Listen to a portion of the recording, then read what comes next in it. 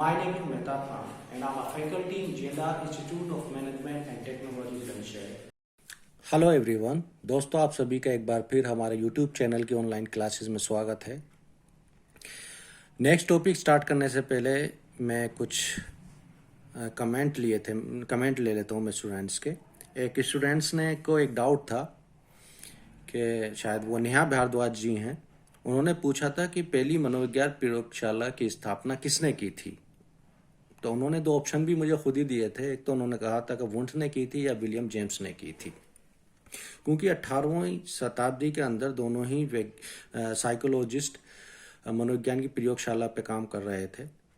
और ये भी कहा जाता है कि 1875 के आसपास विलियम जेम्स ने भी एक प्रयोगशाला की खोज कर ली थी, लेकिन इसका क्रेडिट विलियम वुंट को जाता है क्योंकि उन्होंने पहली फॉर्मल जो मनोवैज्ञानिक प्रयोगशाला की स्थापना की थी 1879 में। विलियम जेम्स हार्वर्ड यूनिवर्सिटी में काम कर रहे थे इसके ऊपर, और ये आपके वुंट ने लीपजिग विश्वविद्यालय था, वो जर्मनी में था। इन्होंने वहाँ पर पहले मनोविज्ञान प्रयोगशाला को खोला और उसे एक स्वतंत्र विषय के रूप में स्थापित किया। ये मनोविज्ञान के संरचनावाद के प्रवर्तक थे। आई थिंक आपका डाउट ये क्लियर हो गया होगा कि अगर आप क्वेश्चन आता है, अगर 4 ऑप्शन आते हैं, क्योंकि मैंने देखा है सीटेट या यूपीटेट में ये क्वेश्चन पूछा गया है कि पहली मनोविज्ञान प्रयोगशाला की स्थापना किसने की थी। उसके अंदर अगर दोनों ऑप्शन आते हैं, वुंट आते हैं और जेम्स आते हैं, तो आप बिना किसी कंफ्यूजन के आप उस पर वुंट के ऊपर आप टिक लगा सकते हैं। और कुछ कमेंट भी मैं देख रहा था। स्टूडेंट्स ये जो क्लासेस चल रही हैं इसे लेकर काफ़ी उत्साहित हैं और खुश भी हैं। ये देखकर हमें भी अच्छा लग रहा है। हमने छोटा ऐसा इनिशिएटिव लिया था आप लोगों के लिए, और जिस टाइप से आपके कमेंट आ रहे हैं और आप इंटरेस्ट दिखा रहे हैं, तो हम भी कोशिश करेंगे कि इसके अंदर कुछ इम्प्रूव कर सकें और ज़्यादा से ज़्यादा क्लासेस आपको प्रोवाइड कर सकें। चलिए आज हम अपने नए टॉपिक की तरफ चलते हैं, साइकोलॉजी के, यानी मनोविज्ञान का शिक्षा पर प्रभाव। मनोविज्ञान का शिक्षा पर क्या प्रभाव पड़ा, इसके बारे में आज हम डिस्कस करने वाले हैं। मनोविज्ञान ने शिक्षा के, चाहे वो कॉन्सेप्ट हों, ऑब्जेक्टिव्स हों, सिलेबस हों, टीचिंग मेथड्स हों, सबको ही प्रभावित किया है। ये शिक्षा की समस्याओं का जो भी सलूशन था वो व्यवहार के आधार पर ही करता है। तो मनोविज्ञान को हम इस प्रकार भी समझ सकते हैं। नंबर 1, मनोविज्ञान और शिक्षा का संपत्ति है, यानी psychology and the concept of education. कभी शिक्षा को ज्ञान का पर्याय समझी जाती थी। मनोविज्ञान ने स्पष्ट किया कि शिक्षा ज्ञान का विकास और मनुष्य के व्यवहार में परिवर्तन करने का भी एक साधन है। अगर आज देखा जाए तो शिक्षा मनुष्य के व्यवहार, चाहे वो शारीरिक हो या मानसिक हो, में परिवर्तन करने का एक साधन माने जाने लगी है। हम दूसरे पॉइंट की तरफ आते हैं, मनोविज्ञान और शिक्षा के उद्देश्य।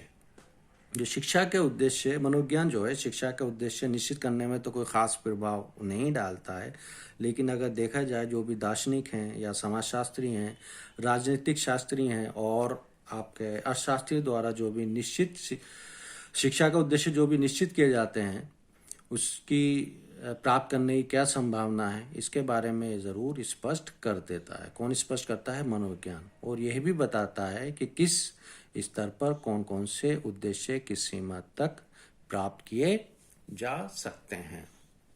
हम चलते हैं अपने तीसरे पॉइंट की तरफ, यानी मनोविज्ञान और शिक्षा की पाठ्यचर्या। विज्ञान और शिक्षा की पाठ्यचर्या, psychology and syllabus of education.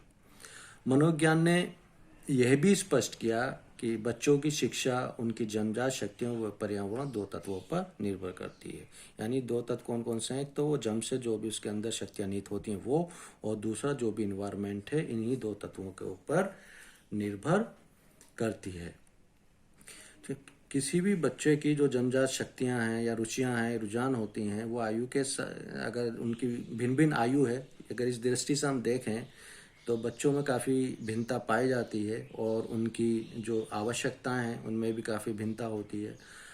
अतः किसी भी स्तर की शिक्षा हो, उसका सिलेबस का जो निर्माण होना चाहिए वो उस स्तर के बच्चों की आयु, रुचि, रुझान एवं आवश्यकता पर ध्यान देकर ही बनाया जाना चाहिए। और अगर आज हम देखें तो ऐसा भी हो ही रहा है कि जो भी सिलेबस तैयार किया जा रहा है वो बच्चों के इंटरेस्ट के अकॉर्डिंग, उनकी क्या नीड है उसके अकॉर्डिंग ही तैयार किया जा रहा है। अब हम पॉइंट नेक्स्ट पॉइंट की बात करने वाले हैं, मनोविज्ञान और शिक्षण विधियां।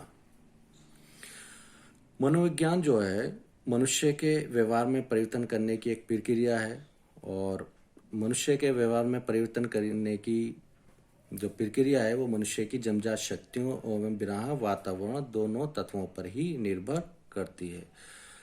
अगर आप देखें तो शिक्षण विधियों के ऊपर तो काफ़ी प्रभाव पड़ा है मनोविज्ञान का, यानी अलग अलग बच्चों के लिए अलग अलग शिक्षण विधियां अपनाई जा रही हैं। एक पुराना दौर था जिसमें क्या था, शिक्षण विधियां एक जैसी शिक्षण विधि सभी बच्चों के लिए रहती थी, लेकिन अब ऐसा नहीं है। तो किसी भी स्तर के बच्चों की जो शिक्षण विधियां हैं वो जन्मजात शक्तियों और रुचियों के ऊपर निर्भर करती हैं।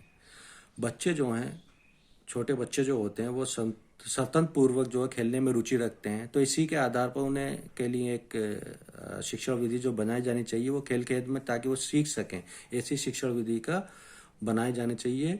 और खेल खेल में स्वतंत्रता पूर्वक सीखने के उन्हें अवसर प्रदान करने चाहिए। कुछ बड़ा बच्चा हो जाता है, वो सामूहिक क्रिया में रुचि रहने लगता है, तो उसके लिए कैसी शिक्षण विधि होनी चाहिए, यानी टीचिंग मेथड्स कैसा होना चाहिए उसके लिए, जो है कि वो सामूहिक क्रियाओं के द्वारा वो सीख सके। और युवा जो हैं उनकी जो रुचि होती है वो तर्क वितर्क के द्वारा सीखने में ज़्यादा इंजॉय करते हैं। तो इसी वजह से तो तर्क वितर्क द्वारा सीखने के बच्चे स्वयं सीखने के अवसर उन्हें दिए जाने चाहिए, यानी प्रदान किए जाने चाहिए। इसके साथ साथ में कुछ बच्चे स्वयं करके भी सीखते हैं या स्वयं के अनुभव से भी सीखते हैं, तो उन्हें इस टाइप के टीचिंग मेथड्स के अवसर प्रदान करने चाहिए। अब हम चलते हैं फिफ्थ पॉइंट की तरफ, यानी मनोविज्ञान और अनुशासन, यानी साइकोलॉजी एंड डिसिप्लिन। मनोविज्ञान ने मनुष्य की जो मानसिक क्रियाएं हैं उन्हें 3 भागों में विभाजित किया है। कौन कौन से? एक तो ज्ञानात्मक, दूसरी भावात्मक और तीसरी है क्रियात्मक। और यह भी स्पष्ट किया कि उसका व्यवहार जो है उसके ज्ञान एवं संवेगों पर आधारित है। और क्या स्पष्ट किया? उसका व्यवहार किस पर आधारित है, यानी उस बच्चे के ज्ञान पर और उसके संवेगों पर आधारित है। मनुष्य का जो संवेगात्मक विकास है तो कभी भी वो भयपूर्ण वातावरण में नहीं किया जा सकता है। तो उसके लिए क्या, कैसे इन्वायरमेंट चाहिए? प्रेम एवं सहानुभूतिपूर्ण का एक इन्वायरमेंट क्रिएट करना चाहिए। अगर देखा जाए तो डिसिप्लिन का भी जो संबंध है वो मनुष्य के भावात्मक पक्ष से होता है। इसलिए आज दंड के स्थान पर प्रेम एवं सहानुभूतिपूर्ण क्रियाओं का सहारा लिया जा रहा है। नेक्स्ट पॉइंट है मनोविज्ञान और शिक्षक, यानी साइकोलॉजी एंड टीचर। कभी शिक्षा को ज्ञान का संप्रेषक माना जाता था, कि ज्ञान का संप्रेषक को इसे कहा जाता था, शिक्षक को कहा जाता था। लेकिन मनोविज्ञान ने यह भी स्पष्ट किया कि मनुष्य की शिक्षा और पर्यावरण, मनुष्य की शिक्षा जो है वो जन्मजात शक्तियों और पर्यावरण 2 तत्वों पर निर्भर करती है। तो शिक्षक का कार्य सिर्फ क्या है, वो ज्ञान का संप्रेषण ही नहीं, ज्ञान प्राप्त करने के लिए उसे उचित पर्यावरण, यानी उसे एक फेवरेबल इन्वायरमेंट का निर्माण करके देना है। बच्चे का कि उसे खुद करके सीख सकें, बच्चे उसे स्वयं सीख सकें उस चीज के लिए। आज शिक्षक को ज्ञान का संप्रेषक नहीं माना जाता है, बल्कि क्या माना जाता है, बच्चों के लिए वो सीखने की परिस्थितियों का निर्माण करता उसे कहा जाता है। उसे एक निर्देशक भी कहा जाता है, उसे प्रदेशक भी माना जाता है। यानी आज जो है टीचर का रोल बिल्कुल ही अलग हो गया है, उसे एक मार्गदर्शक के रूप में देखा जाता है। वो क्या करता है, सिर्फ उसे एक आपके एजुकेशन का माहौल तैयार करके देना है स्टूडेंट्स को, ताकि उस माहौल में स्टूडेंट्स खुद ज्ञान प्राप्त कर सके। हमारा नेक्स्ट पॉइंट है मनोविज्ञान और शिक्षार्थी। मनोविज्ञान ने यह भी स्पष्ट किया कि बच्चों की जो शिक्षा है उनकी जन्मजात शक्तियों, और जैसे बार बार 2 चीजों पर निर्भर करती है, एक तो जन्मजात शक्तियों और उनके जो बाह्य पर्यावरण होते हैं, इन्वायरमेंट, और जन्मजात शक्तियों पर निर्भर करती है। मनोविज्ञान ने यह भी स्पष्ट किया कि अगर अलग अलग आयु के जो भी बच्चे होते हैं, अलग अलग यानी भिन्न भिन्न आयु वर्ग के जो बच्चे होते हैं, उनकी जन्मजात शक्तियाँ, उनकी रुचियाँ, उनके रुझान में भिन्नता पाई जाती है। अतः उनकी शिक्षा का जो प्रबंध करते समय इस चीज़ का पूरा ध्यान रखना चाहिए कि उस शिक्षा के क्षेत्र में शिक्षार्थी का इससे महत्व बढ़े। और अगर आज देखा जाए तो शिक्षा का केंद्र किसे माना जाता है? शिक्षा का केंद्र शिक्षार्थी को ही माना जाता है। जो भी एक्टिविटीज़ की जाती हैं एजुकेशन से रिलेटेड, वो शिक्षार्थी को केंद्र में रखकर ही की जाती हैं। हमारा नेक्स्ट पॉइंट है मनोविज्ञान और विद्यालय। मनोविज्ञान ने विद्यालय के स्वरूप को भी काफी प्रभावित किया है। एक समय था जब विद्यालयों में काफी कठोर नियंत्रण रहता था। सभी बच्चों के लिए एक सी पाठ्यक्रिया होती थी, पाठ्यचर्या भी सभी के लिए एक सी होती थी और उन्हें एक ही विधि से पढ़ाया जाता था। लेकिन आज ऐसा नहीं है। तो मनोविज्ञान के प्रभाव से आज विद्यालयों में जो भेदपूर्ण पर्यावरण के स्थान पर क्या लाया गया है? प्रेम एवं सहानुभूतिपूर्ण पर्यावरण का निर्माण किया गया है। ठीक है, किस पे बल दिया गया है? प्रेम पर और सहानुभूतिपूर्ण पर्यावरण पर बल दिया गया है। इनमें अब बच्चों पर ज्ञान ढोया नहीं जाता है, यानी उसके ऊपर थोपा नहीं जाता पूरी तरह से, कि उसे फोर्सफुली नहीं कहा जाता है कि आपको ज्ञान को अर्जित ही करना है। क्या कहा जाता है उसके स्थान पर? उन्हें ज्ञान प्राप्त करने की सिर्फ परिस्थितियों को प्रदान कर दी जाती हैं। अब विद्यालयों को प्रयोगशाला और कार्यशालाओं के रूप में भी विकसित करने का प्रयत्न किया जा रहा है।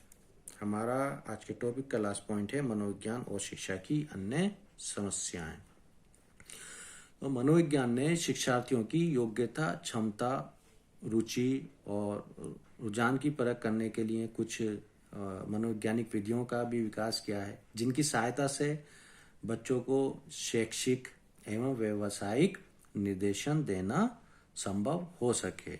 मनोविज्ञान ने मनुष्य की मनोवैज्ञानिक क्षमताओं के मापन के साथ साथ क्या किया है? बच्चों की जो शैक्षिक उपलब्धियों के मापन की भी वस्तुनिष्ठ एवं विश्वसनीय विद्यालयों का विकास किया गया है, जिसकी सहायता से अब छात्रों की शैक्षिक उपलब्धियों का वस्तुनिष्ठ एवं विश्वसनीय मापन एवं मूल्यांकन करना संभव हुआ है।